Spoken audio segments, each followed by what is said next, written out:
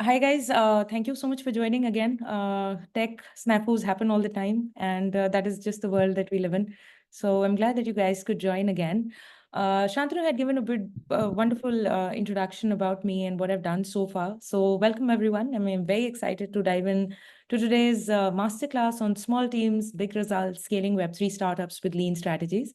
So, as founders in the space, especially in Web3, we often have to navigate the complex and very fast moving world of this technology with very, very limited resources. So, this session is all about learning how to do more with less. Over the next 45 minutes, we'll discuss strategies focused on community led growth, automation, quick wins for user acquisition. How can you acquire users very quickly? That seems to be a problem with everybody. That is something that everybody faces here in Web3. Where are the users? And using data effectively. There will also be some time in the end, hopefully, to get some question and answers. So let's get ready and let's just deep dive right in.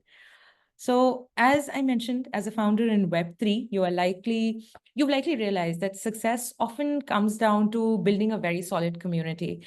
Uh, that becomes very intrinsic. In Web3, especially, I think community becomes the backbone for people to be able to just get their platform to a point where it becomes a success. The community becomes the very early adopters, the first raving ranting fans. Obviously, when you have a small team, automating the processes is the most sensible thing to do. Especially with the advent of AI agents, there are so many tools that can be used, and they are right there at your disposal to make things easier, even if you are a small team. Like people are pushing out whole applications that have been coded using cursor, and with the front end being done by VO. So there are so many tools at your disposal, and it's not just with AI that you kind of use artificial intelligence, but you can automate certain admin processes as well. So that is something we'll touch upon a little bit as well. Acquiring users efficiently, these are tried and tested techniques for user acquisition that have worked in Web3 for me so far. And I've been around, like I said, for a while. And then, how do you make these data-driven decisions? So today I want to arm you with the strategies that you can implement almost immediately, regardless of how small your team is. Whether you're pre-launch or scaling, these tactics are practical, and they're designed to basically maximize the efficiency. We'll focus on actionable stuff, a lot of examples, a lot of tips, tools. So, you can note them quickly down and maybe try it out later. So let's just deep dive right into the first area, which is the community-led growth. So when it comes to community, like I think all of us have realized, being in Web3, building in Web3, community-led growth is at the heart of many successful Web3 projects. Unlike traditional startups, Web3 thrives on a community-centric model where users feel like they have some skin in the game. They feel like co-owners of the project. Giving, like I had talked about earlier, I would like to give an example of, say, Uniswap or Yearn Finance. Not just kick-ass technology. Obviously, we won't go into what happened ultimately, say, with Yon Finance, but in the early days, these platforms were succeeding because of the tech, but also because of the early communities and how these community members were super passionate and they were engaged and they felt a deep sense of ownership. They felt like their success story was a part of the larger success story, and that is what you need your community to feel. You need your community to feel that, okay, when you succeed, they succeed as well, and vice versa. So how do you build that kind of community? The first thing I think to understand is that, your early adopters, like I've said so many times, and I'll re-emphasize, they can be your most powerful advocates. You want to treat them like stakeholders, not just users. Offer them incentives. And when I say incentives, obviously, people, because we are in Web3, we start thinking financial incentives, tokens, but that is not all. When you say incentives, there are incentives like giving them early access, sneak peek, putting them as a part of some beta testing parties. That is something that we do at dApps a lot. Giving them exclusive some content, or even maybe tokens or governance tokens that can give them a say in the direction in which the project is sort of moving. And if you don't want to give out governance tokens, which is absolutely fine by me, then you're just incorporating their feedback and making sure that their feedback is being taken into consideration vis-a-vis the features that are being pushed out in every sprint. that becomes important as well. That makes these folks feel like, they are involved, they are being heard, and they'll be actively listened to. Transparency is key. Obviously, I don't think this needs to be, this cannot be said enough. People really need to trust you. For them to be able to trust you, you need to give them regular open communication that can build trust over time. See, this is not a one time thing that, you go ahead and get the trust of your users by doing an X activity. It has to be consistent effort. That's the only thing that is going to build that trust and make you credible in the space and in the eyes of those potential users. So what I have done over the last decade or so, and I think I learned from my mistakes from in my first startup, I was very non-communicative with perhaps my investors and users, and thought that okay, it's going to seem like I'm failing if I'm not reaching those certain milestones, and I didn't want to share that.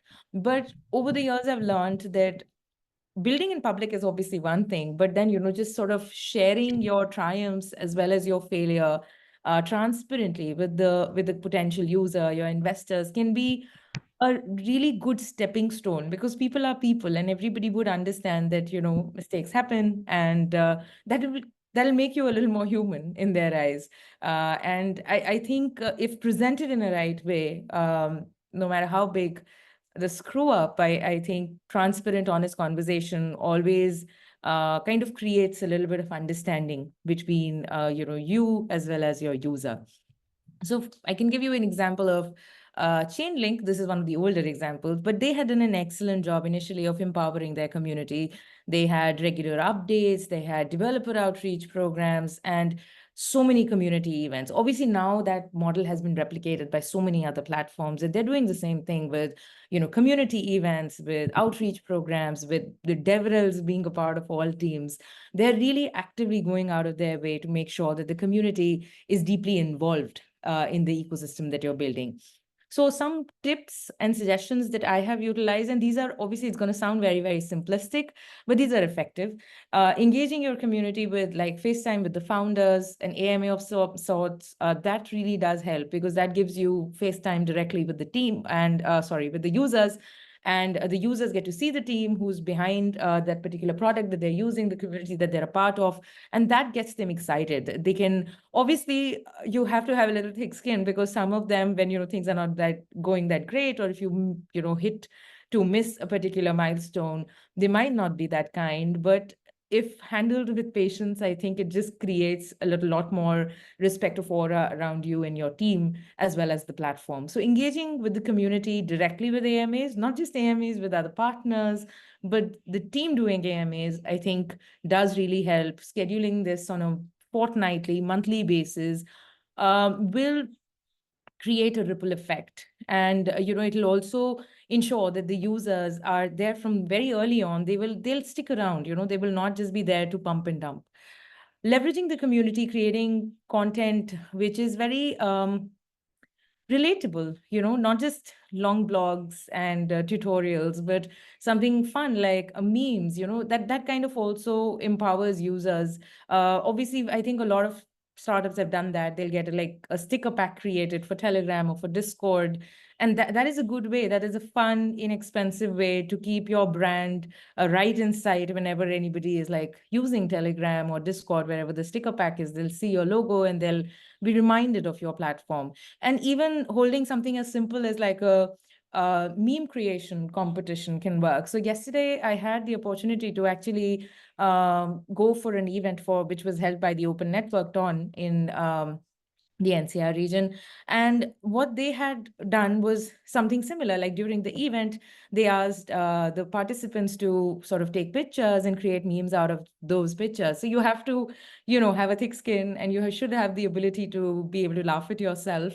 But it created a certain amount of engagement, and all of these folks had joined, their group as well. So that kind of is a good way to break ice with these potential users. Offering referral incentives, I think this is the oldest trick in the book. For instance, using tools like referral candy or viral loops. I think they make it very easy for you to devise a system, create it in place where users are rewarded for bringing in new people.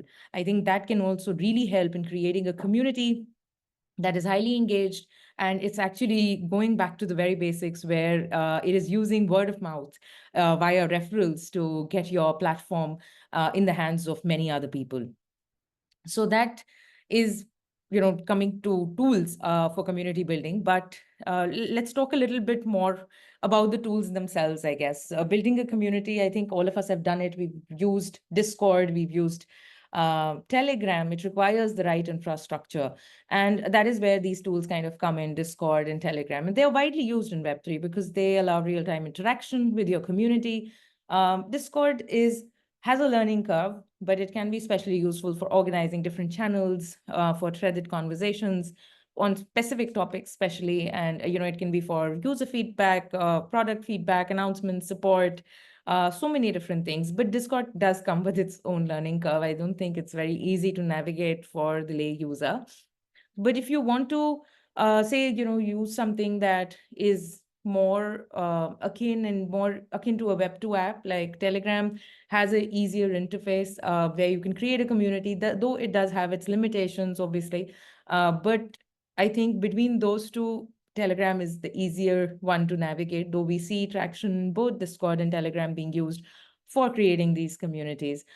However, and this is where I'm doing my shameless plug, if you want to align more closely with decentralized principles, consider using my platform. It's called dApps, dApps.social. We are on testnet, which it is completely decentralized and it is for community builders. It also provides you a way to augment your income because people can only join your community by buying a token or share in that community. And that kind of also augments your income to a certain extent. With dApps, you basically remove the middleman and you allow your community to interact in a way that aligns with Web3 ethos. So those would be like the tools for infrastructure. When it comes to building a decentralized community, a truly decentralized community, that can be good. You can monetize your community in other ways as well. I mentioned that you can use dApps for that, but you can also use tools like Circle and Mighty Networks that kind of allow you to give out exclusive content and even paid memberships. That is something that you can look at. And the idea is, I was getting like a prompt on Zoom. Anyway, so the idea here is to just get ways to augment your income when you're very, very early stage. When you use platforms like Circle or Mighty Network, that also might add to the kind of income that you're generating initially. And generating income becomes very, very important, considering the markets are cyclical and you'll not always have that money that you have raised for your runway. And I think any business should be built on the very fundamentals on how they are making money and how they are monetizing themselves. So these platforms can give you good traction, good infrastructure where you don't have to build it from scratch. Discord, Telegram, if you want to be truly decentralized and on IPFS, then dApps. You can also look at incorporating Circle and Mighty Networks to make sure that you're augmenting your income in some way. Some additional tips here, using stuff like for live streaming events like this one, using stuff like Crowdcast or for webinars or community discussions. It integrates well with Discord and I think Slack. I'm not sure about Telegram, but Crowdcast can work wonderfully well for Discord. And you can use that for live streaming events if you're doing like a founder AMA on your platform, on your server, sorry. So, you can use that. Combot, obviously, I think everybody knows about it. That helps with moderation. You don't need a large number of community moderators initially when you are just starting off, and just using a bot for maintaining a healthy and engaged community with minimal manual effort. That is your go-to tool. You can also consider Orbit for community relationship management. I have used it in a limited capacity, but it does help you track community engagement and reward top contributors. So it's a good way to keep the community, gamified and engaged as well. So this is a little about, we've talked a little about community building and how you can go about doing that. Now let's talk a little about automation for efficiency. Running a lean team means that you need to automate as much as possible to free up your time, right? There are so many things that a founder is doing and juggling at the same time. But in order to have time for high impact activities, then you need to automate certain processes, especially with the lean team. I think it becomes more important. Even if it is not a lean team, why would you want to waste time doing something that can be perhaps automated? So, for example, this is something basic, I think, that everybody would know about. Automating social media posts can save you several hours every week.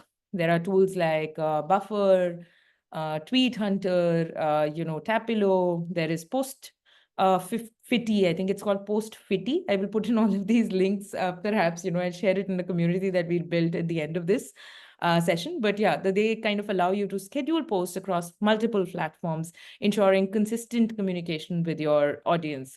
Tools like Tweet Hunter and Tapilo actually also automate engagement.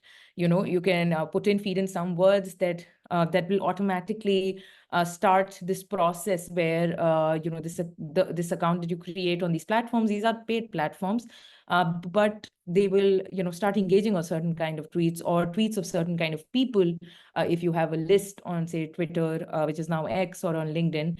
And that kind of engagement again will save you a lot of time, but also create credibility on socials for your platform.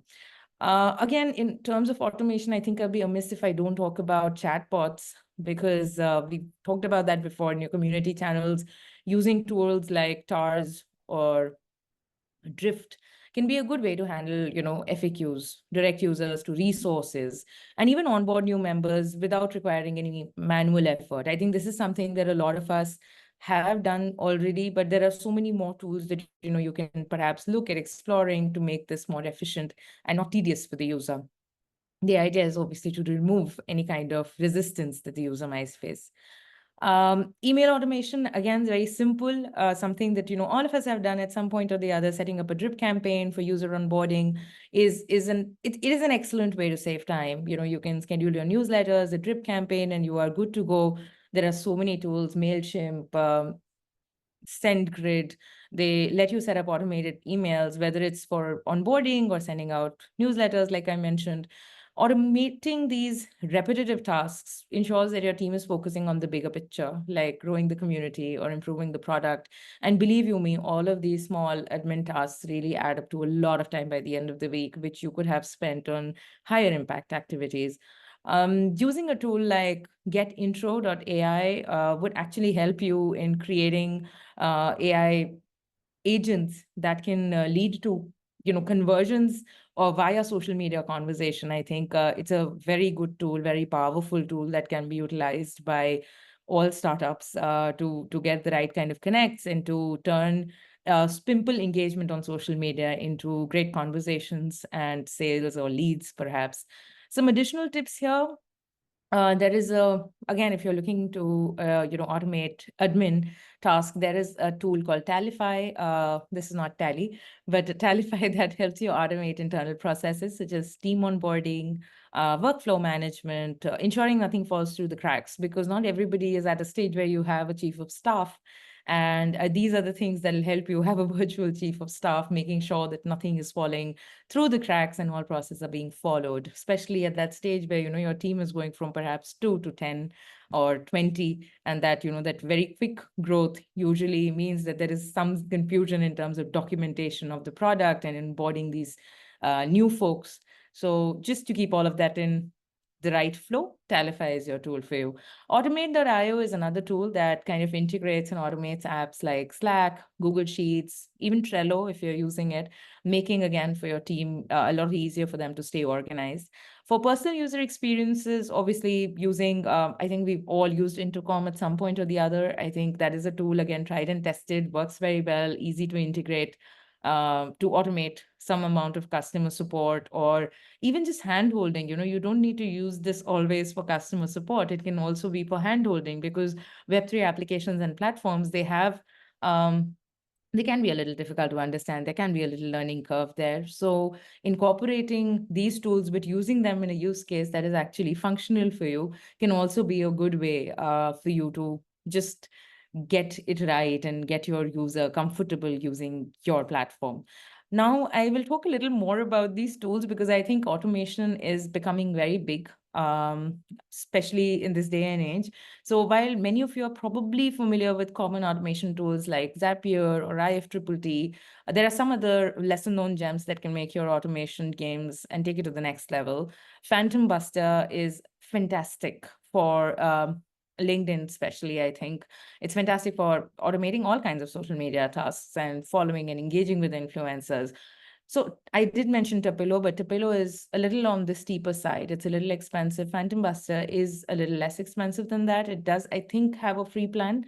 At the point at which I had used it for the first time, it did have a free plan trial, perhaps it was, but it is a tool that would fetch you results. It can scrape data as well to identify key trends that you're looking for in the community. So Phantom Buster with a PH is your tool for you. If you're looking for advanced automation workflows, Make is very good. This was formerly known as Integromat, I think, but it allows you to connect and automate complex workflows across multiple platforms, not just one platform. So there is, it's more customizable than Zapier.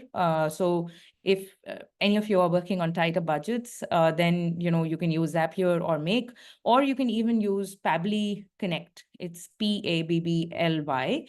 That can help as an affordable alternate tool that can offer nearly the same functionality as Zapier.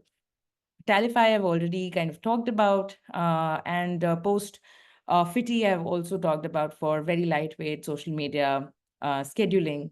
So these tools can really help you in grow efficiently and grow your team efficiently as well when you are building on your product.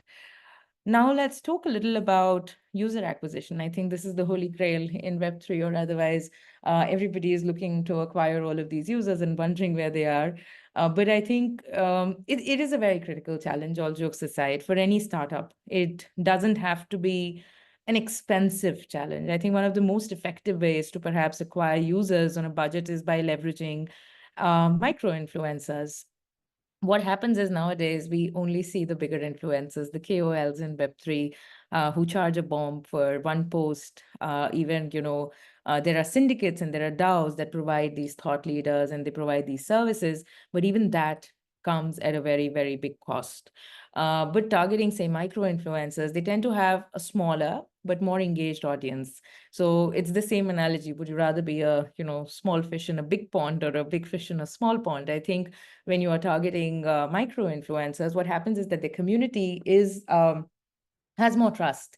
There is a certain trust deficit that comes, I think, with any KOL who has been in the space for a long time and has a substantial following. But with micro influencers, they're more engaged. They trust the thought leader more. They're also more affordable, obviously, than macro influencers, making them a great option for lean teams and teams that are just starting off. Tools like I've used SparkToro. I think that's a wonderful tool that can help you identify niche influencers that align with your project goals, and just going forward with that. I think, again, another tried and tested way is running referral programs, which is highly effective, very low cost strategy. You can use tools like I had mentioned this earlier, referral candy, viral loops, to set up a system where users are being rewarded for their word of mouth, for bringing in new customers. Similarly, and again, this in Web3 is very common, utilizing platforms like Zeely or Gleam to host contests and giveaways that can generate a lot of excitement around your product. And that is usually a short-term spike. You can leverage it and make it into a bit of a longer-term spike, but it is a short-term spike. I have come across another very wonderful platform recently called VSelf. VSelf. It is another it is in its beta, actually, and I interviewed the founder of this platform recently for my podcast, and I have used it myself. It can give wonderful results. It kind of gamifies the engagement of your community end to end. It is like an entire sustainable process rather than just giving it a short-term spike or a one-time affair. So I would really recommend that you guys try out VSelf for your products, for acquisition as well as retaining these users, because if you are able to retain the users, then your referrals should be able to kick in time and push these users to get in more users on the platform as well. Another powerful tactic is obviously running, interactive events like spaces or AMAs, where you are giving direct access to your team and allowing users to ask you questions, which kind of builds trust. And doing cross-pollination of marketing with other platforms also helps. So if you are going to be in Web3, the good thing is that you don't have to build everything from scratch, from zero. There are other tools, wonderful tools, whose features you can incorporate onto your platform, and that would make it more powerful. And that also gives you access to their community, and they get access to your community. That kind of cross-marketing can be very, very powerful and can be leveraged very well to build trust, gain more users, creating more credibility, perhaps in newer geographies where your platform might not be that popular, and that particular platform where you're marketing with is powerful. So this can be a great way to set your project a little apart from the usual kind of announcements that come out and acquire the early users. Obviously, another way is to utilize early adopter platforms. I think launching products on early adopter platforms can get you and let you acquire users very quickly. So something like a beta list or a product hunt or indie hackers, being active on indie hackers can be really, really good for you as a founder as well as for your platform. Some additional tips: I have used LinkedIn Sales Navigator quite a bit to target and connect with potential users or investors in the nation. That has kind of, it does give you some results. So, I can suggest that you guys can try that. You can use tools like King Sumo for also running, viral giveaways, offering easy way to collect basically emails and build a solid potential user base for your platform. You can also try exclusive early access content or video content to attract your first wave of users and generate buzz around the product launch. And this is more effective when you're actually doing like an early product launch on early adopter platforms like Product Hunt and Indie Hacker.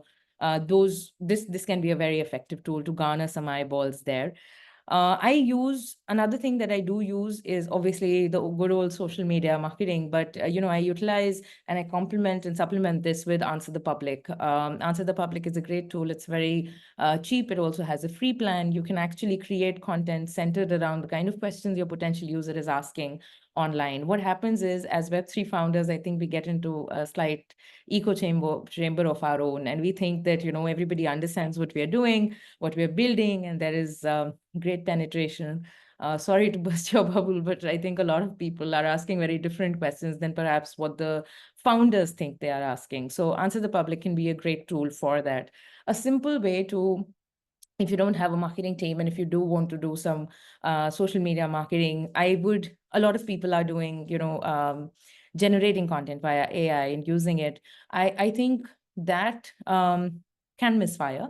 So if you're generating like videos using AI, more props to you. Just make sure that, you are writing the script yourself and it has a human touch to it. And that can really get you a good number of users very quickly, because YouTube is the second largest, social media, search engine. So, you can use that and you can get a lot of results quickly. But if you're using AI for, say, blogs and textual-based content, I think that can misfire. So you'll have to maybe, write it out and make AI to improve it.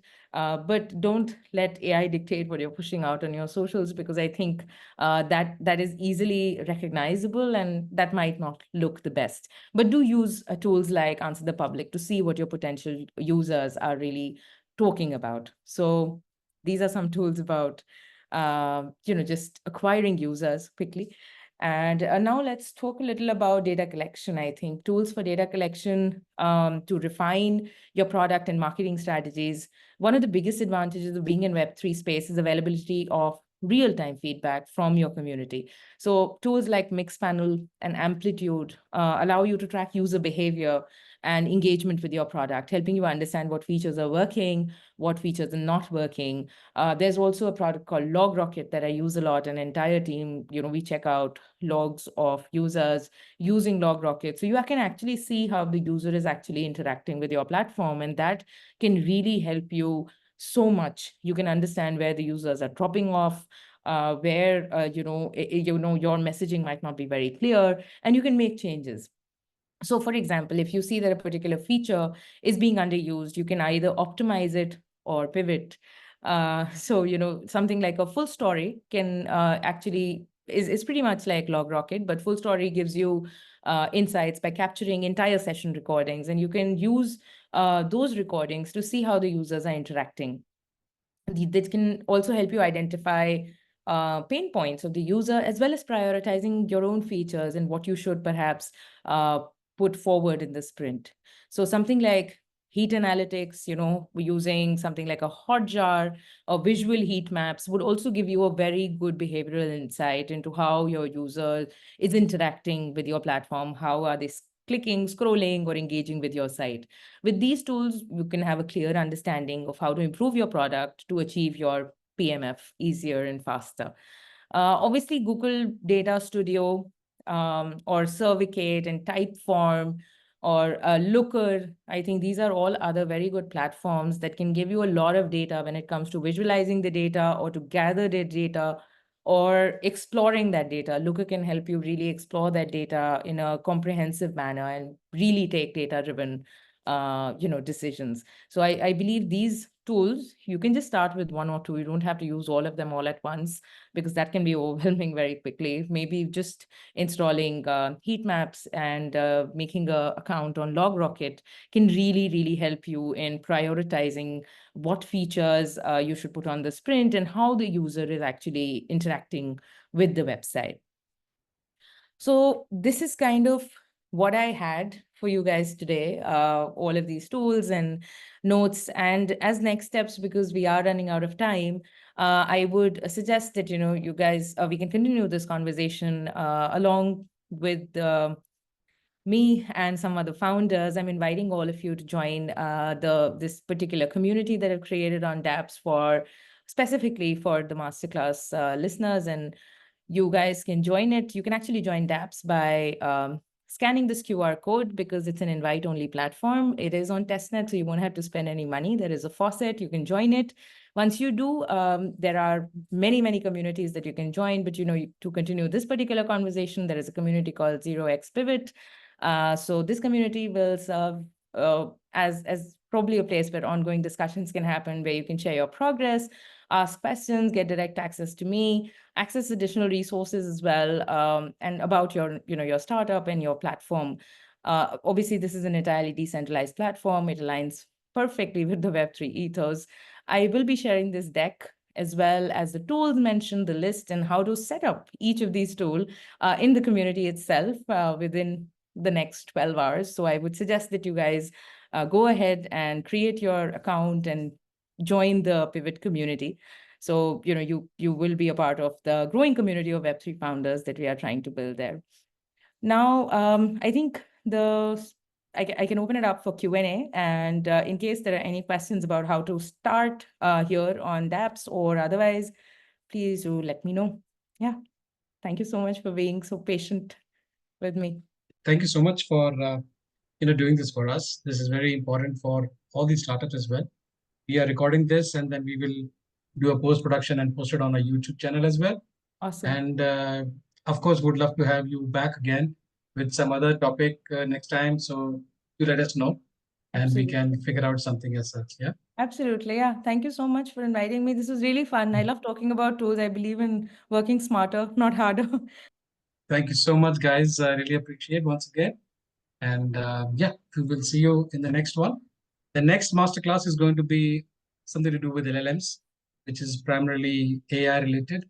And this is going to be the first in the series of Build with Founders on 0x Pivot Masterclass, which is happening on 28th of this month. So this is next week, next Saturday, actually. So yeah, looking forward to seeing you all there as well. Thank you very much. Have a good one. Bye-bye. Take care. Take care.